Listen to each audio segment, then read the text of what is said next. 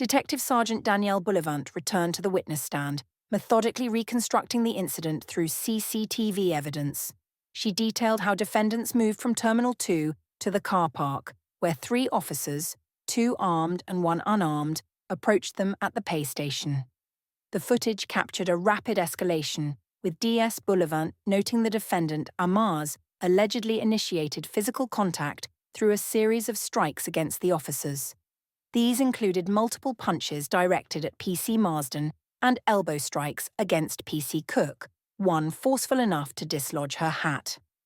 The confrontation intensified as PC Marsden deployed his taser after sustaining numerous blows, described in court as some of the hardest impacts he'd experienced in his career. Body camera footage presented to the jury captured chaotic scenes, shouting officers, distressed cries from PC Ward, and explicit language including threats to smash faces in. The footage revealed the moment PC Marsden's glasses were knocked off during the altercation, significantly impairing his vision. PC Zachary Marsden then took the stand, providing detailed testimony about his role as a firearms officer with Greater Manchester Police. He described his standard equipment loadout, including a Glock 17 pistol kept ready with a round chambered, and explained the protocols for responding to a Grade 1 emergency call at Manchester Airport. The officer recounted receiving reports of an altercation between 2 Asian males, one allegedly headbutting the other before fleeing toward the car park. Marsden described his tactical approach to the pay station, emphasizing his concerns about crowd dynamics and radio signal blackout areas. He outlined 6 potential options he considered before deciding to physically detain the suspect, a decision he maintained was professionally justified despite the violent outcome. The officer provided a blow-by-blow account of the confrontation, describing how he perceived attempts to access his firearm and the disorientation caused by multiple head strikes. The testimony turned to controversial use-of-force decisions, including a kick directed at Amaz while on the ground. Marsden insisted this was a measured response to perceived ongoing threats, not retaliation, though defense counsel challenged this interpretation vigorously.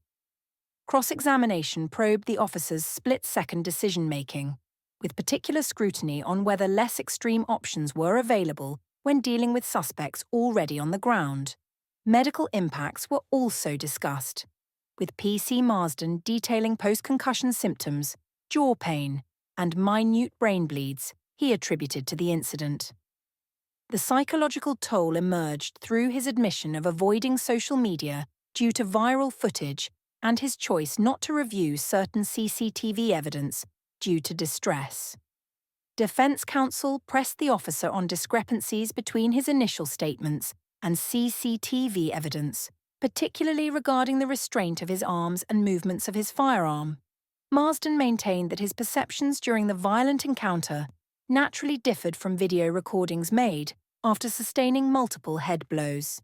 The testimony concluded with discussions about subsequent interactions in the pay station, including PC Marsden's use of pepper spray against bystanders filming the incident.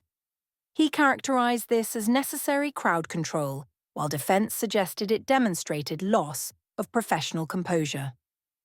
Throughout 3 days of testimony, the officer maintained that all force used was justified, proportionate and reasonable given the rapidly evolving threat environment. The jury was left to weigh these claims against video evidence and alternative interpretations presented by defense counsel.